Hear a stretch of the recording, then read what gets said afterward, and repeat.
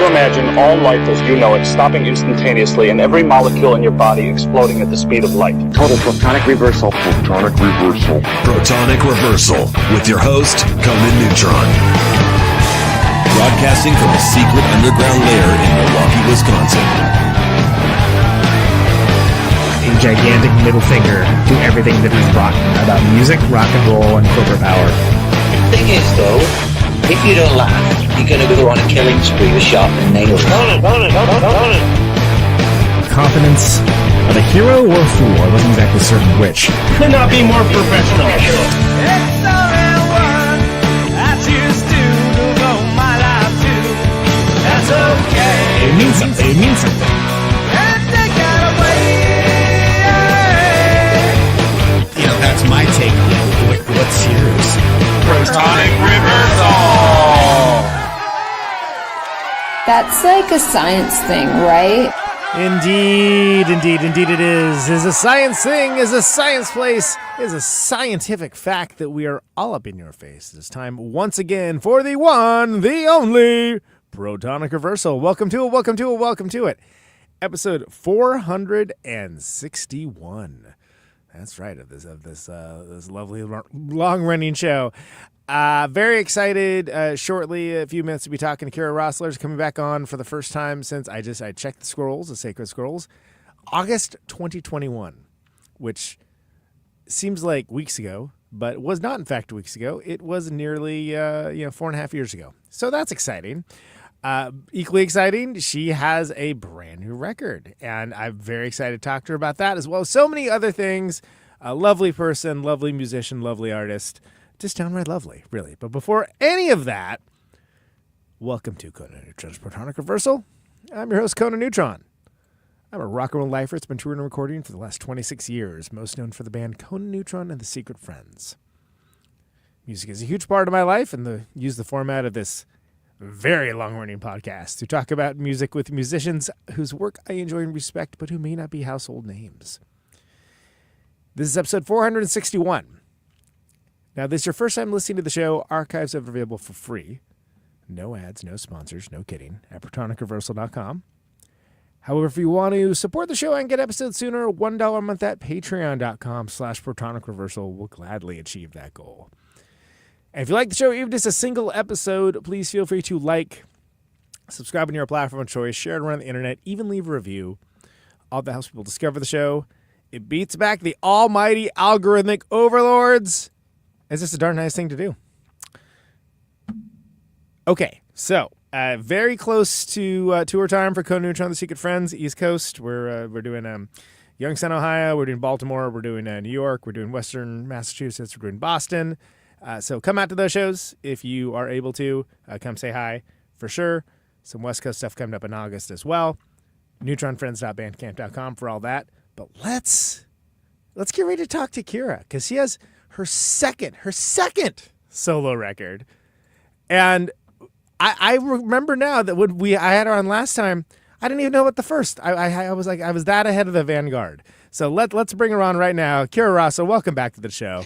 Yeah. Number 2. Going on tour, man. I know, right? It's still exciting and scary. Okay, get out here to the West Coast. We need you out here. We played with Red Cross at Lodge Room in April. I hear that's a great place. I haven't been yet. It's like a block from. Do you know? Well, it used to be Mr. T's Bowl. Right. But it was Highland Park Bowl. It's like a block from there. And I was like, I never knew this building was even here. It's a gorgeous venue, though. It's super cool. That's what everybody's saying. Anyway, I got to get there. Yeah. So, but we'll be back in September. Good. Second solo record.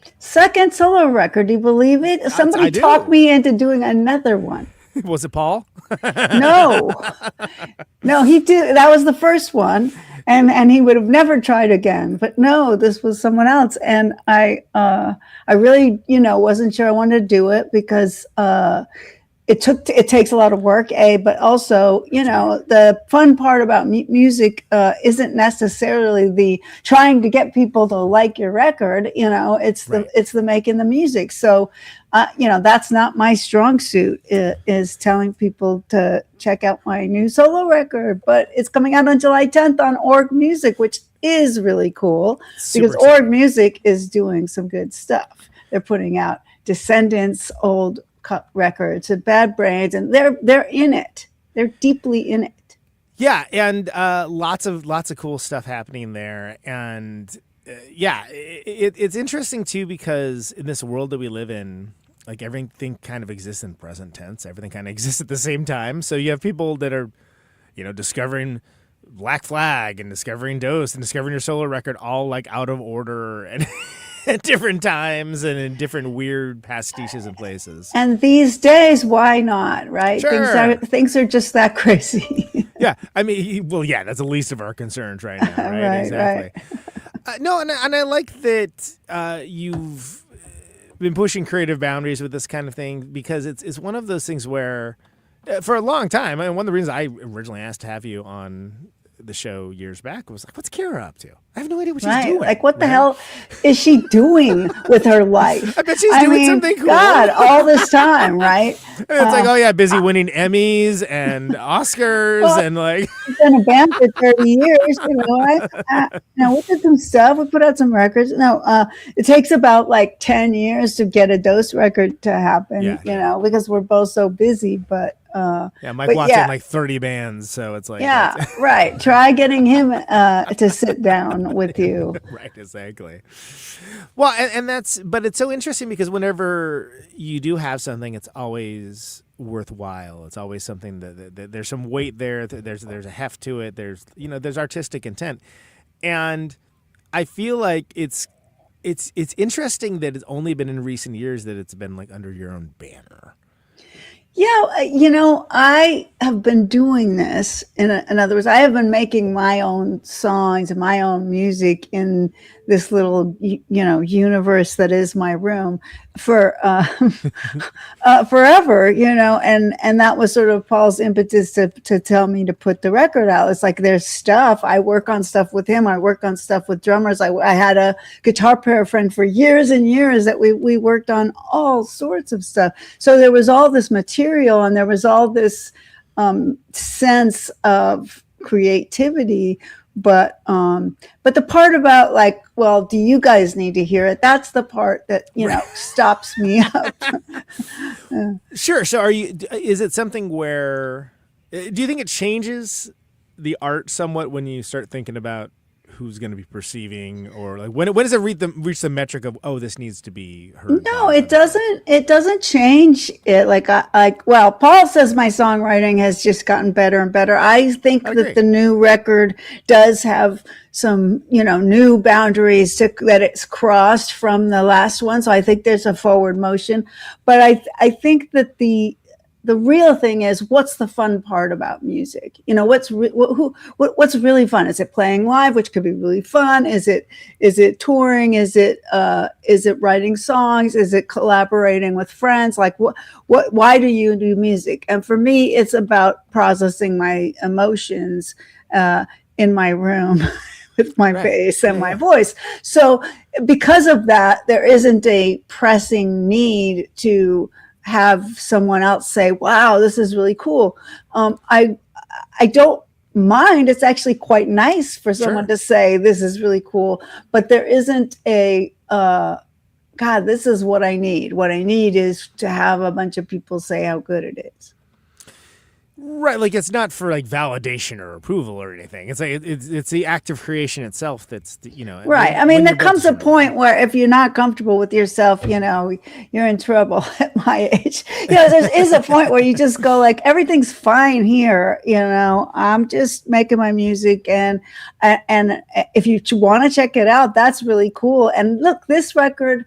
The thing, I had to have a theme, and this record, the theme became the loss of my friend Glenn Brown, who plays guitar on the record and who I've made music with for many, many years. And his loss made me write a song, particularly to processing those feelings, called Enigma, which is why the record's called Enigma. Mm-hmm. And it just started up this idea of that I could do this in his honor. It became something that I could conceive of as a worthwhile thing in and of itself, just to put this out, just to say, hey, he was quite a guy. Right. And in the art of, in the act of it being released in the world, it's a celebration, right? It's a celebration of a life, which is wonderful. And it's wonderful that music can do that, and again, that goes back to what we were saying about just, things existing in like constant present tense and people discovering things in their own time and what have you. I mean, it's people can find all kinds of ways to torture themselves, but it's beautiful if you let it be, it really is. What is torture after all? But I think I agree. I think that as a solo artist, I think your songwriting has evolved, changed, which of course normally that does happen, unless you're Johnny Ramone and you refuse to practice the guitar, so you don't, so your style doesn't change. For some people, rock and roll has a long established history that you can just ride that wave, and my feeling has always been to break the wave. Right. Yeah, and that's the case also, with your work with Mike and Dose as well. It's always like there's just two basses, like what? Yeah, it's like crazy. screw all y'all. We're gonna have a band, and it's as punk rock as anything you've ever heard because you've never heard anything like it. That used to be what punk rock was. That's right. Be counter to what's going on. If punk rock as fast and loud is the hippest thing around, then it's not necessarily what I want to do anyway. Yeah, because I remember before I ever heard Dose, I was like, Kira and Watt have a band together. I was like, oh, that's great. And it was like, yeah, it's just basses. I'm like, what? Really? Like, why? And I was just sort of like, I bet that's kind of cool though. Like that's I've never heard that before. And I was like, it could sound like Guitar Center. I don't know, but but then I was like, no, with the compositional approach of using those instruments, I thought it was so fascinating. And you're so right, because when you think about the promise of punk rock and what punk rock was meant to be, it wasn't a haircut. It wasn't even a style of music. It was this just white hot intensity coming from the heart that just is stripped of all the and BS. Resisting at that time, as it started, resisting disco and hippies and this kind of stuff. Like it's resisting the obvious, and Mike and I my God, we're both like bass players and bass players alone. Like, of course, it's just two basses. Like, right. Do you think amidst those bass wars, you want to add another personality? Right, there's giving me no room.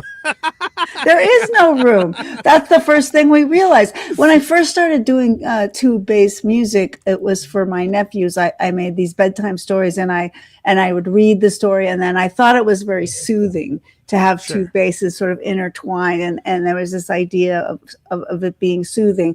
And now it's become so fundamental to how I express myself that I just go through these moments of get an idea and sort of plow through it using this exact thing, the two basses and my voice. It's become a little bit more my voice than in Dose, where Mike was really into it, having a lot of instrumentals, and that was just how he saw the band.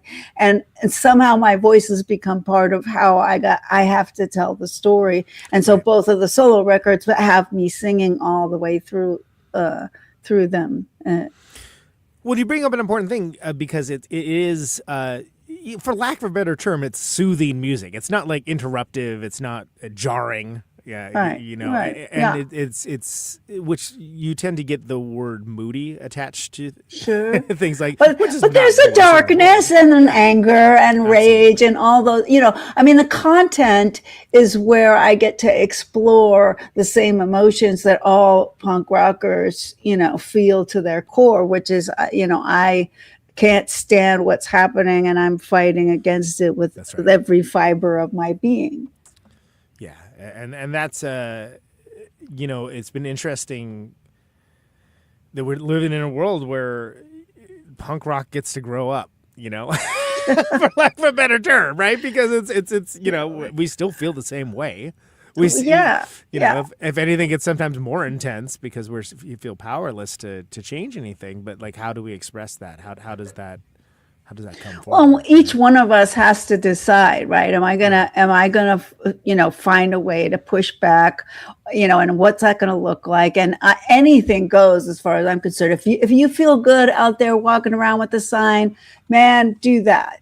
Yeah. You know, I'm for whatever it is that makes you feel like you're fighting back, you know, and I don't mean against the government per se, fighting back against the normalcy, mediocrity, all of those things that we get painted into in our daily work lives a lot of the time, where we're all expected to conform. Well, okay, when we're not in that context, let's not conform. Precisely. And also a lot of times people will focus on aspects of what the internet has turned into to be more atomized and just, circles of confirmation bias and what have you. Yeah. But there is a lot of power and ability there to touch people as well. Wow. And to have greater impact on people's individual lives. Exposure. Man, look at what Phoebe Bridgers is doing. It's crazy. Sure. Yeah. I mean, she's using social media. She's basically put Ticketmaster out over on the other side and just said, I'm putting on a gig and come down to see me and get in line and first come, first serve. And I don't care about all this organizational stuff. I want to go play the little towns. All of these things she's doing is making it is really cool in terms of the immediacy of what social media can provide. Is it can create a community which is not necessarily local, but is a community and will show up when asked. And it's a bunch of people that maybe they don't know at all from Fugazi or Pearl Jam or any of these like fights over the years. And and it's there if they want to, but yeah, it's a kind of collective action that the internet promised us before it turned into walled gardens and advertising. Yeah, well, and it's still that. It can be more than one thing. It's a hugely powerful tool. How are you going to use it? Can you think of a way to use it? You're using it in your own way. Like we're all trying to find ways. I got on Instagram. I didn't want to get on Instagram, but I decided that I would do whatever I was asked to promote the Enigma. It matters. It's a celebration, like we said. So I want to get those songs out there. We put out 2 singles already, and and people are getting a chance to hear it a little bit, and I get a little bit of feedback, and I can put little videos up there and rah my thing. Yeah, and people love it. I mean, I remember when I first, I was like, "Oh, it's Kira, awesome!" Like, it was just sort of like that was I showed up. Ah, there she is. It's great. She never shows up. She never goes anywhere. Hey, Mikey. But it's and that's something where I guess if you live your life right, yeah, people will be excited to see you, right? I mean, that's one of them. This guy again, Well, there is such a thing as overexposure, but that's when it's important that the underlying thing, whether it's music or art, whatever the art is, that there's something of substance. You use the word substance. Hopefully there's something of substance that can add in to the, if it is kind of overexposed, does it have an underlying substance that makes me feel good? I mean, there's records I can listen to over and over again. You probably have records you can listen to over and over again. Overexposure doesn't exist for those. No, it's the familiarity does not breed contempt; it breeds love. Right. It's and it brings up this whole nostalgia thing, which I was so fighting against for a while, and then my brother explained the word nostalgia and where it actually comes from was soldiers wanting to be home. And this was really like a pain that they had. And that actually nostalgia, feeding your nostalgia thing makes you feel like you're back home. And so it made me understand a little better why Pill should go back on the road or whatever. Like, why would people want to go see something come back after a long period of time? I personally want to do new stuff, but if people want to hear the old stuff, that's awesome. Well, and then, and there's a comfort to that, right? And we live in a world where people have to find their comforts where they can, because there's a lot of discomforting news and actions and things every day. And it does kind of put things in perspective when you are if someone that could maybe get mad about, why are so and so doing that? And it's like, who cares? Which country are we bombing today? I mean, it's just like it's all these horrors that we have to contend with. Is the thing I used to be upset at when I was 20. It can't get any worse. You keep know. thinking it can't get any worse. But that's the challenge of life is this constant bombardment of whether it's financial stress or work stress or outside stress. You're constantly bombarded by stuff. So what do you do, like you said, to comfort yourself? Do you seek music that feeds your soul, however that looks like? Do a little work to find something that makes you feel better, and hopefully there is art in that. Hopefully young people are using art to feel better and not just drugs, which has been a lot of what people will reach for when they're in pain. Right, and there is something I've noticed it, especially as you mentioned with younger folks and younger bands, that just the immediacy, evaluation of things happening in person rather than being like online and doom scrolling and what have you.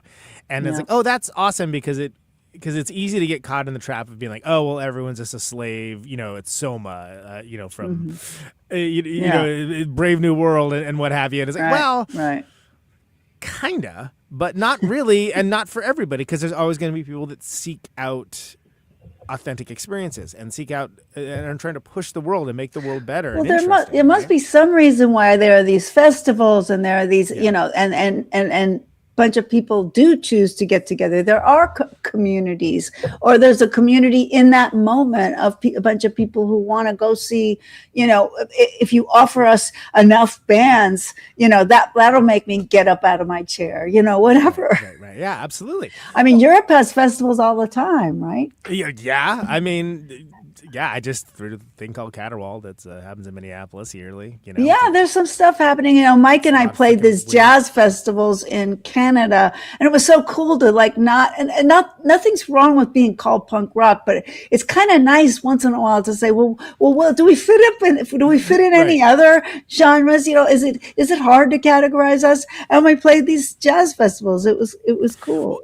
Totally, because then that can actually putting in a different context. It can help you kind of discover new things about the music you didn't even know it sometimes. Well, I guess that's what that is. The jazz influence really just comes from the interplay that is sort of the nature of the two basses and the way Mike and I, and now me with myself, write the songs, which is leave holes, fill holes, counterpoint, things that we find in jazz. It just happens to have a lot of the things you find there. And I don't limit myself by saying, well, that sounds jazzy, or, oh, I don't want to do blues. I want to do it all. And I want it to be hard to categorize, but you can call it punk rock for lack of a better term. As a catch-all container or something, it's fine. In the way that, most of my favorite bands are kind of hard to describe. This just sounds like them. That's what makes it cool, right? I mean, absolutely, yeah. What does Bright Eyes fit into? Right. Sparks. What does Sparks sound like? Man, I don't even know. You got to listen. You got to listen. You just got to listen. Two drummers. I can't explain. Yeah, and so it's interesting to see how that carries forward. And I think about, all the way back to with you playing the Black Flag and you kind of coming in when things started to get even more experimental and kind of more quote unquote out there. Right. Sometimes to the chagrin of the people that just wanted to hear the songs that they wanted to hear. Can you just play Damaged again? Yeah, we just want to hear the one thing over and over again, please. Yeah. It's always the conundrum when you're putting together a live set. What are you going to do to bring the people together and have the people so identified you into this one place? And Greg was really not for staying in one place, and I admired him. We were all on the same page with that, and we knew we were going to take a certain amount of that's what he called process of weeding out. It's like people would decide not to like Black Flag anymore, and it was okay. Like, it's just don't go then. Don't come and tell us what we should be playing. Just don't go, and we'll play this stuff that maybe someone else wants to hear because we want to play this stuff. Right. And a lot of that, ended up being influential in different ways. Too, as bands kind of like later on, it's like, oh, actually, that's really cool. Yeah, and with some context, and with some time, and with a little bit of, oh, actually, as I get older, it doesn't have to sound like one thing, and it's a little boring if it all sounds the same. And maybe I don't want to see the same thing over and over again. After a while, like I can always go home and play the record. Right. If I want to hear that. Yeah, and playing with the format too, and I'm thinking about like Family Man and whatnot, where you have the spoken word and the music, and that just wasn't done in punk rock. It's like no. Well, Greg, the instrumental stuff was a part of what we did in practice right from the start. I mean, the stuff that I was, if you will, sort of tested on to see whether they wanted me in the band was all that is the instrumental riffs, and could I hold down the fort while they went crazy? Just absolutely, right. Crazy. And could I hold the? There was a need. Yeah, you just hold down the fort and see what we're gonna do. And so that was always something that he wanted to do, and it was an understanding amongst us. Now, how you convey that to the audience or the community, how you share things. Maybe now with social media, it's a little easier to share how you're evolving and changing so that people can decide whether or not to go see your shows. You allow out some singles or whatever. You do some stuff so that people can hear. Back then, it wasn't so common. The radio wasn't playing stuff. Well, college stations might be, but people didn't know. We went to Europe, and the last thing they had seen, Henry was a skinhead, and he had hair down to his shoulders, and they were mad. They were furious. I had the shortest hair in the band, right, and they were throwing full beer cans at us. Which is, this goes to show, I mean, and it's also just, we talked about it before, but so much needless testosterone at some of these shows where it's just like, you must have been quite interesting to deal with. I mean, well, I think that there became a confusion, which now after the fact that we called this thing hardcore. We didn't call it that back then. I don't know how that happened. We never said we're going to do hardcore or we're going to stop doing hardcore. That was never discussed, just so everybody knows. Yeah. But the fans, I think, did misunderstand somewhat what was punk rock, and they thought it was about the violence in the audience. And then some guys would just come. They weren't there to see the bands. They were just there to get their jollies out, banging around, and like getting a workout, almost like it was their kind of workout thing. So I think there was a confusion about it. It started out kind of like pogoing and kind of bouncing off each other, very friendly, and it turns into this, slamming thing, which is like, no, I'll go sit on the side of I wanted to see the band, and now get knocked around. Right now, seeing the band is you take your life in your hand to get anywhere swinging near. Around. Right? Exactly. Yeah. Well, and it seems like that the push towards that, it kind of also turned it to make it a little more monochromatic, right? It made it a little less interesting, where it wasn't just the freaks and weirdos and art people. Right. It became, we've got to define. We have to define it. And I think that that is natural for humans to do, right? To try to explain it and make it cohesive and make it matter. But nobody started it that way, and most of the people who had already been doing it a while weren't going to change just because somebody had the idea that that's what it should be. So Black Flag goes on and does what they're going to do, and other bands come out of the punk rock scene. I mean, Nirvana and all these bands and Chili Peppers, all of them talk about the LA scene and the peep bands that they listened to that became, this stuff, grunge or whatever, right? It moves on. And that's great. That's how it should be, right? It should just be an ever going continuum. And you can always play those old records, but the river is headed that way. Yeah, it's not it's not meant to be just stuck into a museum. It's supposed to be like something that it does evolve and change. Think of like Wire, right? Like when Pink Flag came out, where it's like, what is this? Like, this is crazy. Like, is this punk rock? I don't even know. Let's call it post-punk. You know, which is like, okay, sure. And yeah, I mean, journalists have to call it something. Like, we get it. Like, I do get why. And you're trying to explain to someone what this is. You know, you start sticking labels on it. I thought the hardcore thing was just bizarro because Black Flag, as we just talked about, was so anti-sticking in one place that it was like, really? Wait, I was in a hardcore band? Yeah, I mean, I just think who like, knew? Is the process of weeding out hardcore? Because if so, maybe I'm what record was hardcore that I played on? Slip It In? Yeah, exactly. It's like, have you listened to that record? Well, and it's nuts too because again, there's what's happening in the moment, what's happening later on, and it feels like things could probably be kind of daunting. I would imagine while it was going on. But you just had to like trust the people you're playing with and trust your North Star with that, right? I mean, there is a certain like weird. That's a weird thing about a band, and you know this. You have this sort of agreement amongst yourselves. This is what we're trying to do, and if not, after a while, the band breaks up, or someone leaves, or someone is asked to leave because you can't. You have to sustain some sort of agreed upon direction. And Greg, and it's often a benevolent dictatorship of sort. The songwriter is usually the one calling the shots, and Greg's calling the shots. And we all knew that. So, there's no mystery there. So his put forward this idea that we were all for. Let's do new stuff. Let's do instrumental. Let's do slow songs. Let's do this. And none of us had any question about it. The only question was, could we survive a gig where people were really angry about it?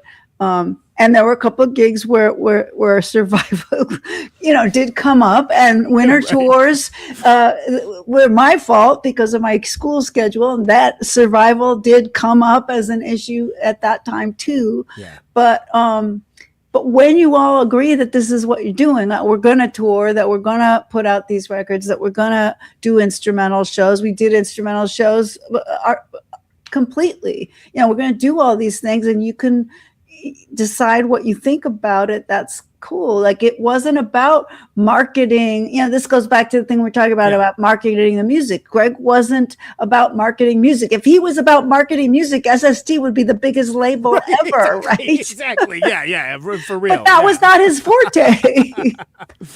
Well, yeah, and then you think about things. Chuck's model more or less invented DIY touring as we know it now, and I don't think he gets enough credit for that, because it's like what we think of as like the independent like touring circuit. It did not exist. The college radios, the calling up college radios and figuring out that those were the places to find people who might know somebody who could put on a gig. Right. The bringing a PA system, because too many times we showed up in a town and they had a hall with a set of speakers the size of my head, and Henry couldn't be heard, and nothing could be heard, and we were like, screw this, we want to be heard. We want to slam you against the wall. So now we got to tour with a PA system. Yeah, I know. Right? Yeah, it's all this, and it's crazy to think about now, because it's like, by comparison, people know how to be a venue even for DIY stuff now, but that just wasn't but promoters can be a weak spot. Basically, someone could tell you in some town that they've got it together, and they've got the club, and they've got they've got this, that, and the other thing, and you're relying on them.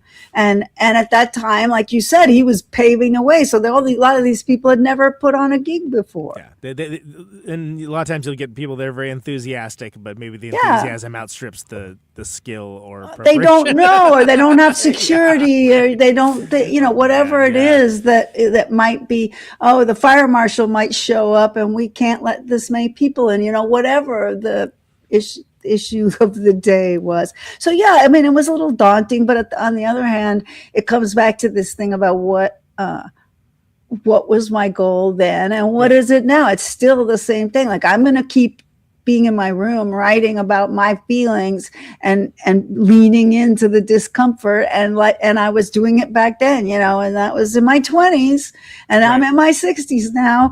And that also has an element of who wants to listen to someone who's in their 60s. Like, that was when we were in our 20s, we didn't think we wanted to listen to those people's music. And I get that too. But it also depends on, which person in their 60s, which person in their 20s, right? Of course. Yeah, and what's the community that you're trying to market to, and who's your audience, who's your community. And that's why this idea of community is cool if we can make it happen. If we can make it happen through podcasts and through the internet and through Instagram or whatever, have people realize that we do have a community and we can hold each other up and show up for each other and, be at the gig and all that. You're so right, because the world can be a lot larger, but in ways that are very important, also be smaller. Right. In the fact that the connection doesn't have to just be ruinous empathy. Right. This guy who convinced me to put the record out is in Russia. He's not here. Yeah. No, and that's, that's the promise of the internet, right? That you can connect, artists can connect with their people. People can connect with their people. You can have a virtual band with a guitar player who lives in Cleveland. I did it for 25 years. All of it is possible. Figure out how to use the tool to your own best use. And it doesn't have to be music. That's right. And in a lot of cases, evolve with the times, right? Because I started this 12 years ago, which in podcast years is like 97. Yeah, it's crazy. And there was nothing like this. What we're on, nothing like this. It was go to Fry's Electronics, hardwire things to other things. Yeah, right. And it's easy by comparison, but it isn't like a walking uphill both ways in the snow kind of situation. It's. I'm like, hey, it should be easier. It was real difficult. It probably kept a lot of people that had something to say away from doing it because the overhead was too much. So I think it's great. It's like more shows the better. I love the podcasting world, and I think that there's the fact that you can go find your community, whether it's true crime or whatever it is, or the political bent or whatever. Like, I want to hear this, I want to hear that. All you have to do is listen, look, and there's a bunch of podcasts about it, and you can figure out some of the people that are your people. Yeah, and it's real special. And again, not to get too self-involved with it, but like I was doing this show for like 6 years before when the pandemic hit. The audience for this thing, like by 1,000, went up, and I started getting messages from people. It was like, hey, this is like kind of helped me through a really rough time. I was like, yeah, me too, dude, because I couldn't play, obviously, like I didn't have. A lot of people were hurting because they couldn't get out and play, that was how they were surviving. And I think that's barely so surviving. Surviving quotation marks. Quotation. Right? Well, so where did it all start with you with playing bass, music, and with playing bass? And we started on this last time, but I started on piano when I was 6. I played classical piano from 6 to 11, and then I quit because I couldn't keep up with my brother Paul, who's 3 years older than me and also plays piano. That's right. And plays piano really on my good. record. Yeah. He's really good. I forced him into this bass 2 thing that has just, I think, made him so much better because he has had to rethink how the piano can interplay with other instruments. But he then was in a prog rock band, and their drummer quit, their bass player quit. And I was like, I want to join this band. That's what I'll do. Instead of competing with them, I'll play with them. And so I started practicing the bass really hard. And then by the time I was ready, he wasn't into that anymore. He was into punk rock. No, he was into punk rock, which was cool because I didn't have to be some hot shot bass player because in punk rock you could be lame. And he started playing drums because he thought keyboards, there were no keyboard bands. He didn't know there was one, but at the time he was playing drums. We had this band called Wax, which was my first time playing live at 16, was at the Whiskey A Go-Go with my band Wax, with him on drums, and this guitar player who my Enigma record is about on guitar, and a singer. And, we started doing punk rock shows. And that was, for me, that was my first experience in taking the music out there, out of the garage, out of my room. But I didn't start writing stuff till much later. But so that's how the bass got going for me. And I loved the instrument right off. Well, because there are some people that, the joke is like, oh, it's the three guitarists and like the least good one gets handed the bass, right? Like that's the joke. But then when you hear someone that really treats it as an instrument and it kind of leans into it, it's like, no, it kind of hits a little different. And that's and you can tell when a guitar player is playing bass. 100%. Maybe I shouldn't say so, but listen to My War and then listen to some of the other records. It's clear that there's a guitar player playing the bass. That Dale Nixon definitely had a guitar background, and I hear that. I think that bass players have a much more rhythmic sensibility than guitar players do. It's just that way. If you actually are trying to marry the guitars and the drums, right, and you have much more sensitivity to what the drums are doing, you're going to do something different than if you're just out there in the world like guitar players are. Yeah, just following the root notes. Just out there. Well, just out there, but not trying to hold down the groove, not necessarily trying to interface with the drummer. That's the bass player's job. So, yes, it's often given to the weakest player, which is weird because it's kind of the part player that holds together the two things. The drummer is can go off on his own with the guitar player. We hear them together, and it's often the bass player who's helping guide that into a rhythm section, right? That's actually moving together. However you want to play music, whatever the style. So true, and I think of folks like yourself, like Mike Watt, Joe Lawley, another one. There's a lot of great bass Tom players. Peterson of like Cheap Trick, right? All the melodic lines that come from Cheap Trick from the bass. I mean, gosh. What about the Beatles?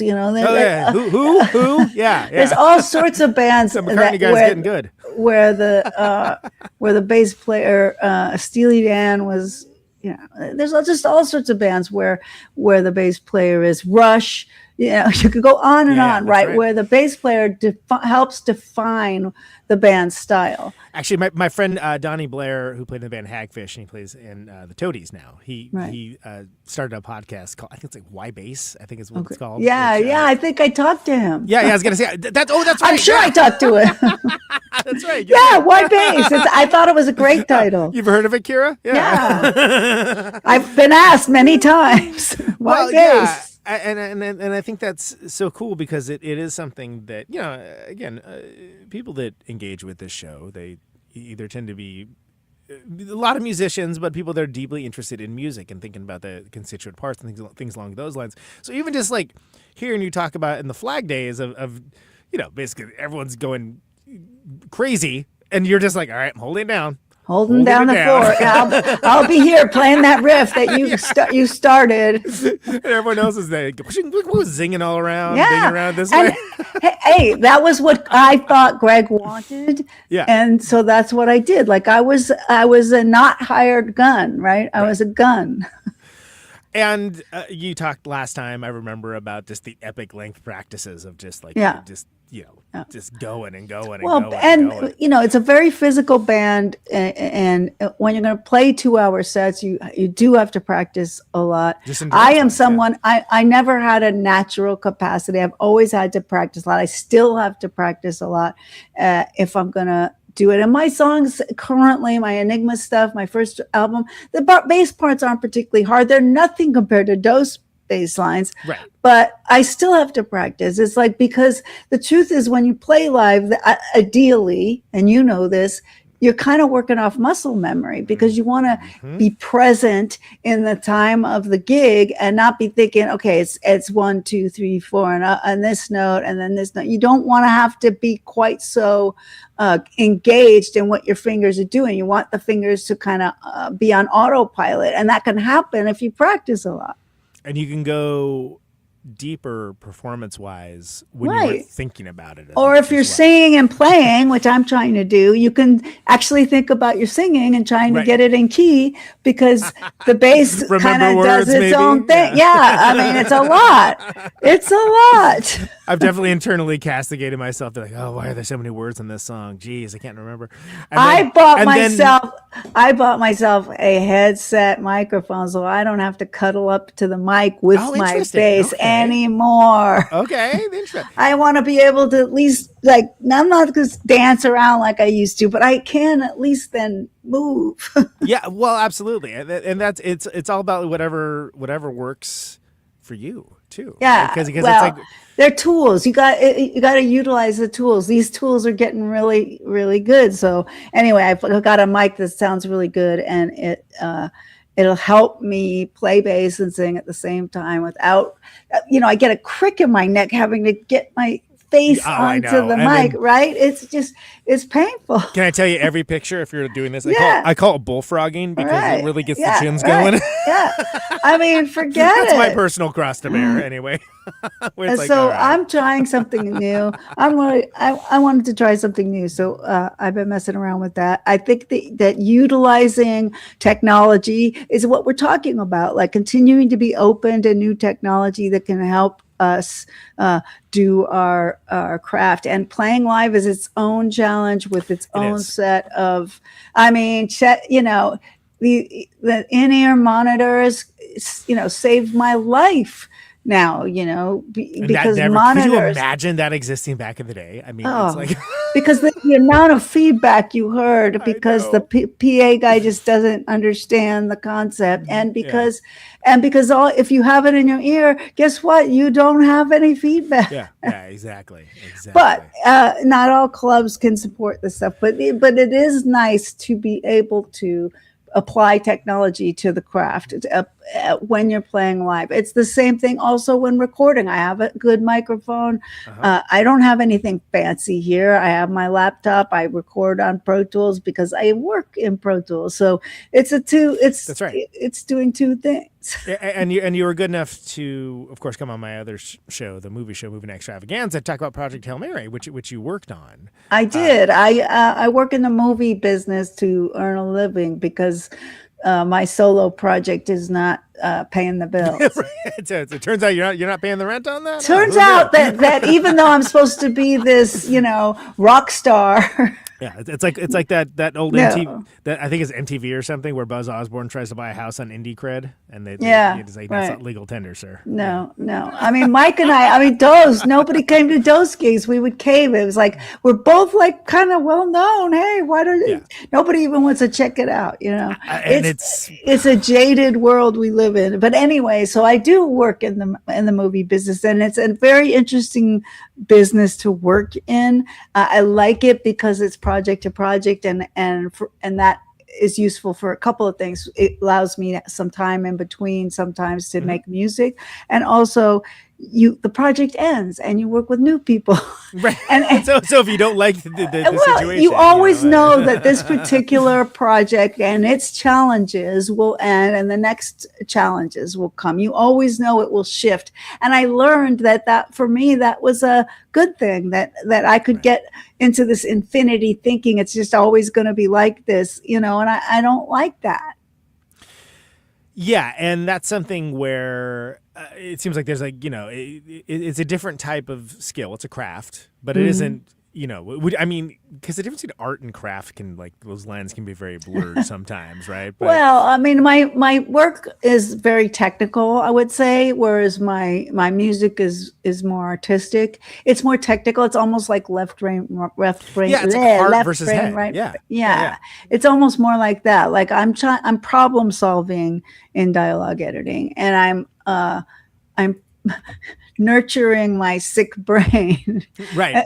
My sick heart in my music. Like, this upset me, I need to write a song about it. This happened, I need to write a song about it. Oh, I'm really into this, I need to write a song about it. So when you're writing, speaking of writing songs, like, is it something where you are like, okay, I'm gonna write a record, what ideas do I have? Or is it kind of something that goes as you go along, you're like, okay, I record that, and oh, look at this looks like this all fits together in a certain way. I mean, I'm always making songs, so it is this sort of continuum where there's all these songs, and then the idea came to put this record together and to honor my friend, and then it was a matter of what songs sort of fit together, fit with Enigma, which was the song that I wanted to use as the title.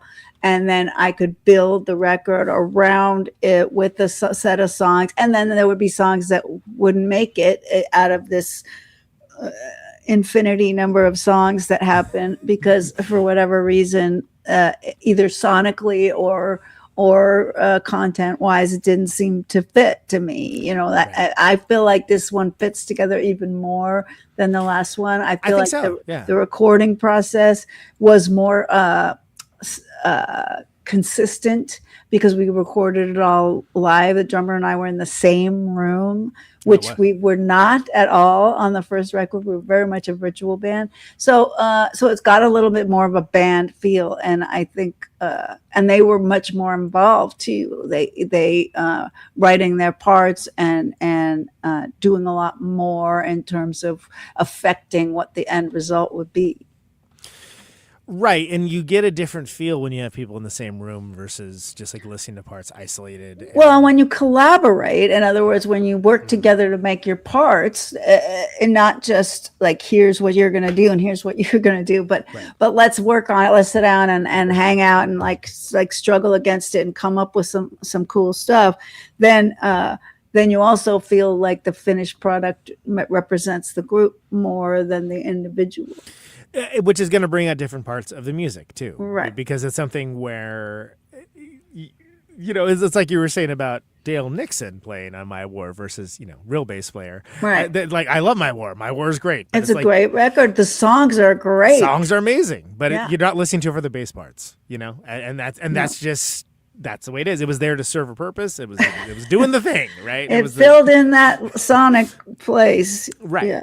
And so, but then, when I listen to stuff that has like more active bass playing, it's so interesting because it's like, oh yeah, that can be used in a way that's not just holding the root and holding the root note or whatever. Like you're doing interesting things. Slip It In is a very simple bass line, right? But it has this fucking groove thing going on. It's like it's grooving you to shit, right?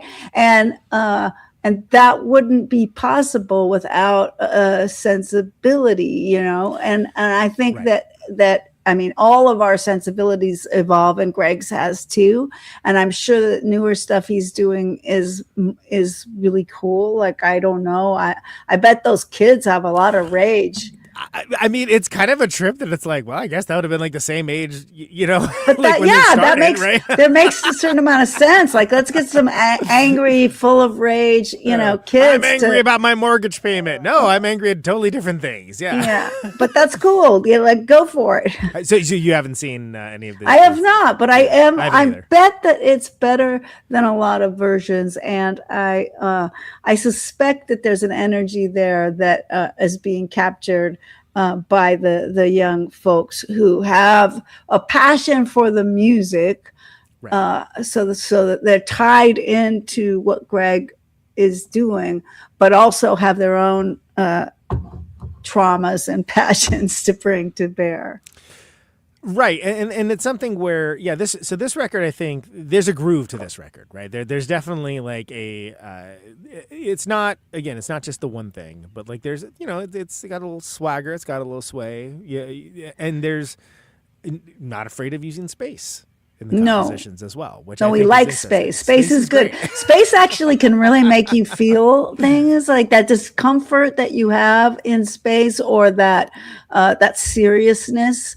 That I try to make you connect to a feeling, right? So I have to hit you in a place where maybe you're not thinking about it when you first listen, but I have to find that way into your head. And the way I do that is to really try to be clear about a root feeling that we've all had, even if the situation was totally different between me and you.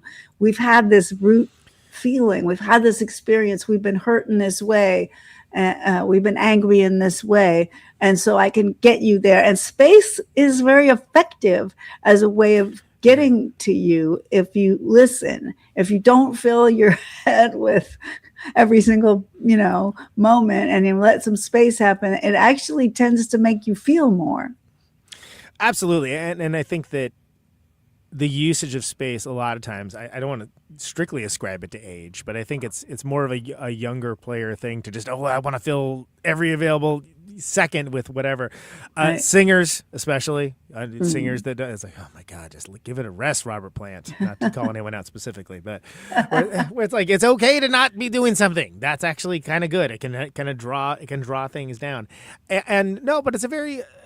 I feel like your record, the new run, it's got a very, it's got a quiet authority to it. Like it's something where it's like it's very much, you know exactly what it is. You're leaning into it. You're taking things that were cool in the first one and kind of like digging a little deeper in there, but also trying some different stuff. And that's gosh, isn't that what an artist should be doing? Well, hopefully, I mean, there is this question of whether people, if you get other people involved, do they want to do that? But luckily, if you find a set of players who want to move forward with you, like I've been lucky enough to find some people who would collaborate with me and wanted to lean into this with me, we get to create this new thing, and there may never be another one. Some new person's gonna have to talk me into it down the road. Right. Well, it's so great to have your brother kind of, not that he's in your back pocket, but I was gonna say your brother available, because I mean, I'm a big fan of Paul. Like, I mean, I think that turning of the Bright World record, I was like, that should have been a record that more people paid attention to. I mean, other records too, but that one especially, I'm like, how is this not like a record that everyone's talking about? Only me. It was just me. I know what you mean. I think Paul he feels the same way, by the way.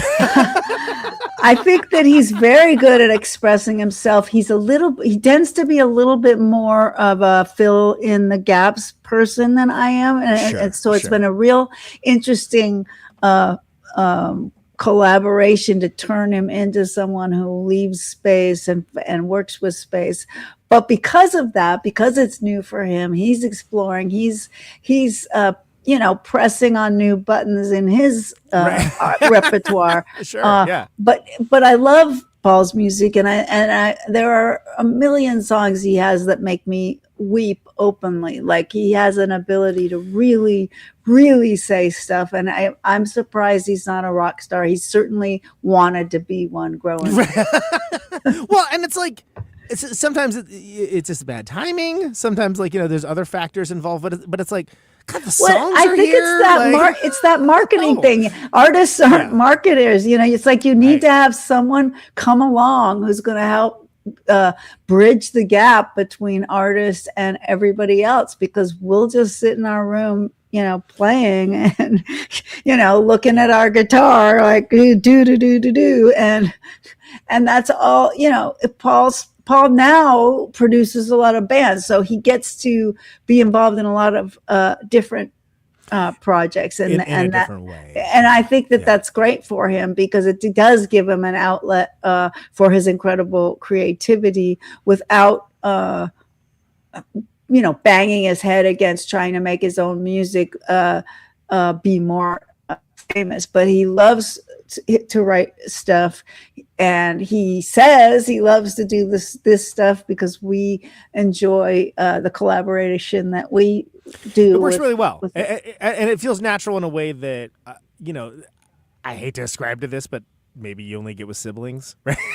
Like having just been on tour with the McDonald boys. I would argue that the fact that there was a second bass line that Paul is basing his part off of is the real way that it ties him to me. Sure. If I wrote no second bass line and I handed him my singing and my one bass line and had him write a piano part, it would be completely different.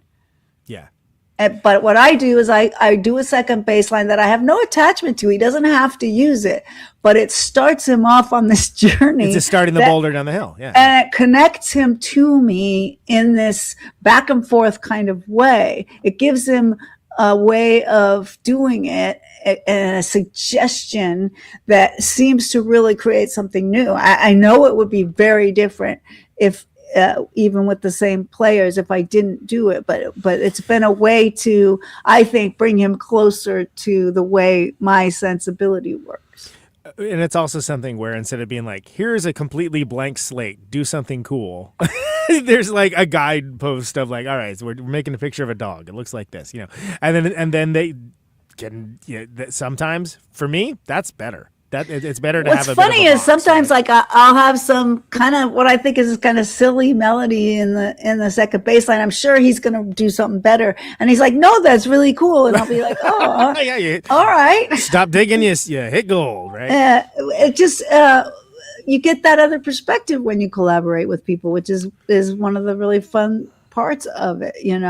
I will say that writing is a great joy, but collaboration is a great joy too. Trying to market is not a great joy, and it's what makes it hard for artists to get their music out there. I always say the best players are probably sitting in the garage or in their room somewhere. You'll never hear them. I actually just last night watched the documentary, the band Pentagram, that Bobby Liebling guy. Are you familiar with that band? I've heard some stuff. Yeah, and I gotta say, for years I didn't watch it. I'm like, I'm not much of a metal guy. I don't know. Then then no, it's like Black Sabbath kind of Sir Lord Baltimore or Groundhogs. I'm like, oh really? Oh yeah, okay. And fascinating movie, and Bobby Liebling, interesting character. Bobby Liebling, come on, Protonic Reversal. But it was one of those things that it's outlining a lot of the things you're talking about, where it's like, yeah, this guy just could not get it together at all. Yeah, and so there's this genius, like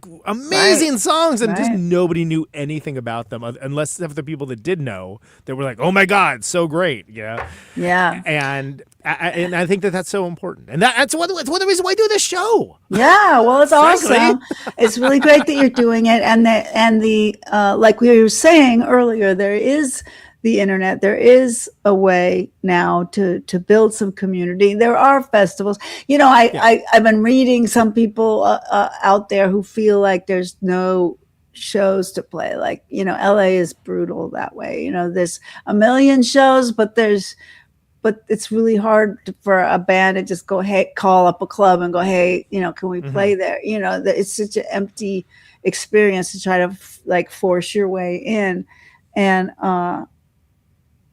I hope that the community that, like you said, you brought up a club there, the Lodge Room. I've heard good things about that. It helps to have a venue that is actually open to community, and things that are not just profit-making utilities, right? Where it's like, oh, we actually like art here. Okay, well, wild idea, but And I need to close it out. Kira, it's so lovely to have you back. We won't make it like a 4-year break or whatever the hell it's been. No, that was a long time. I mean, I do this every week, so when I'm not on tour. So when you're not on tour, which you're going to be, and which you're I'm going to be on to tour, the West Coast, and I'm going to get to see you in September. Let's do it. Okay. Last thing, only canned question I ever asked, Kira. You can choose and interpret it however you like, but why do you do what you do? I don't have any choice at all. The feelings come and I must express them. Love it. Kira Roessler, thank you so much. Thank you so much. Take care of yourself. Until next time. Okay, bye. There she goes. Kira Roessler. Let's hear something off of the record Enigma. I'm going to play the first single. This is How Could You?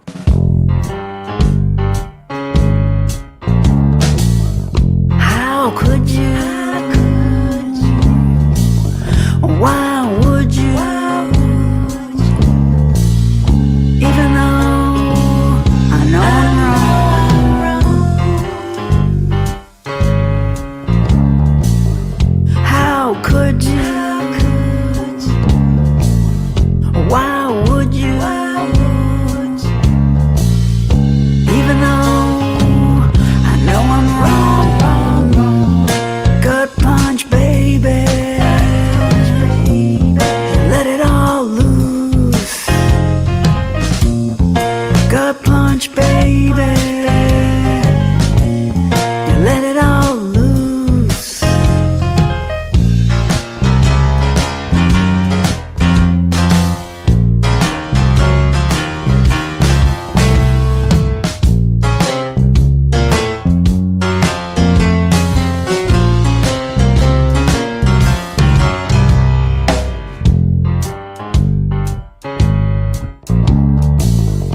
How could you?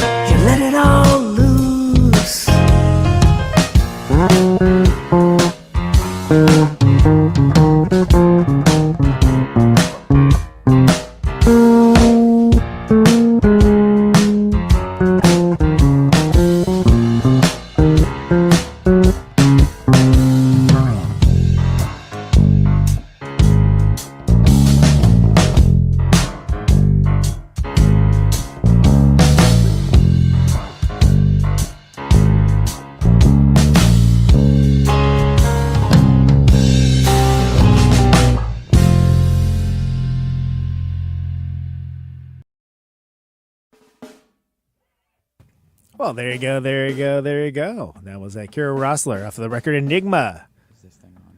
How Could You? It's the name of that song.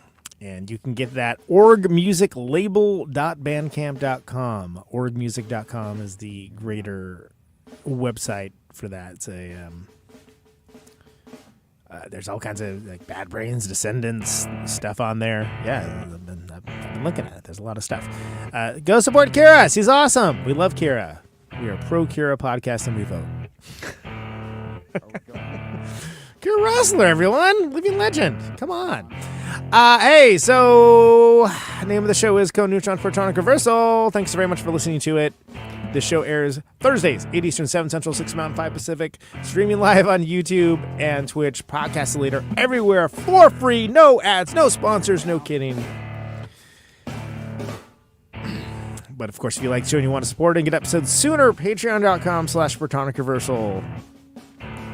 $1 a month gladly achieves that goal. Helps keep the lights on this joint too, so deeply appreciated. And if you like the show as well, or even just a single episode, please feel free to like, subscribe on your platform of choice. Leave a review. All that helps people discover the show. It beats back those almighty algorithmic overlords, which we deeply appreciate. I will be on tour the next 2 weeks, so you will not have any new Protonics, but we'll be right back at it in July. So some really cool stuff coming up. Stay tuned, as always. If you stay tuned, no problem. Again, neutronfriends.bandcamp.com. East Coast coming up, West Coast in August and September. 50,000 watts of power. Let's see, anything else? No, I don't think so. Org Music, get the Kira record, the second one, Enigma. We got to support our legend. We got to support our folks still doing it. Anything else? This microphone turns sound into electricity. I don't think so. Just stay safe out there, and as always, I'll check you later. Out on Route 128. Check you later. Dark and lonely. I got my radio on. Can you hear me now? Can you hear me now?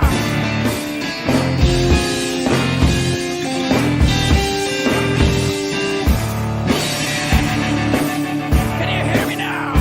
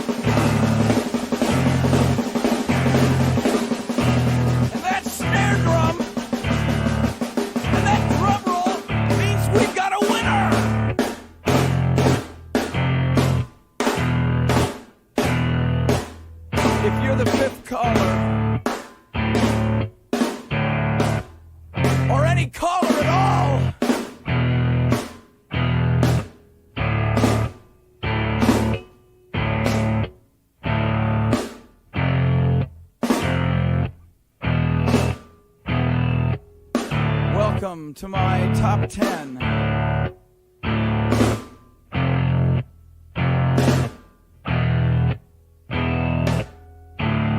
I'd like to thank our sponsor. But we haven't got a sponsor. Not if you were the last man on earth. She was prepared to prove it. This one goes out to a special girl.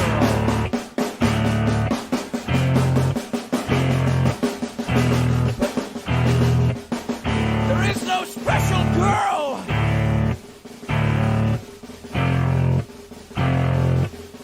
It's the end of radio. The last announcer plays the last record. The last what? Leaves the transmitter. Circles the globe in search of a listener. Can you hear me now? Can you hear me now?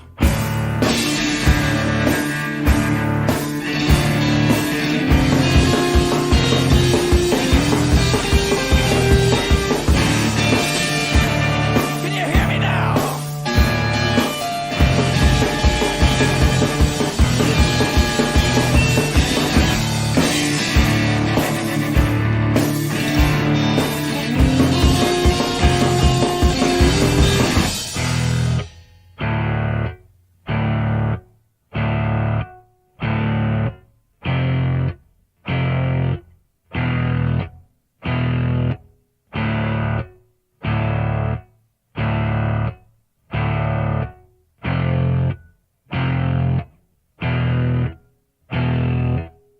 Is it really broadcasting if there's no one there to receive? It's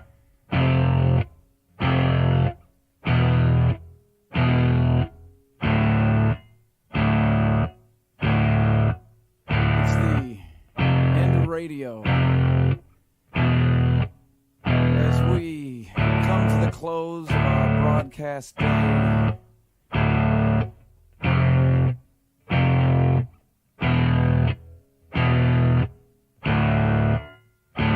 got my radio on.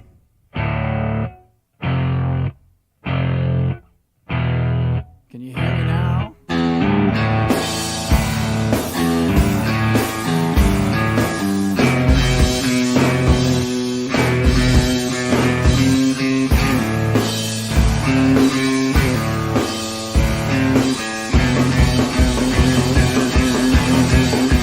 you hear me now?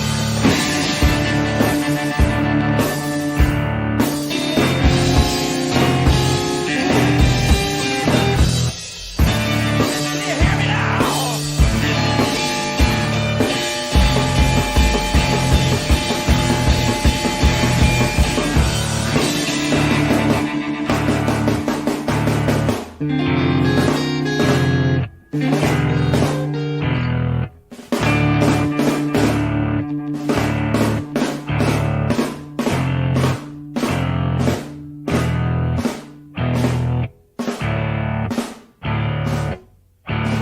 This is a test! If this had been a real emergency, hey, hey! This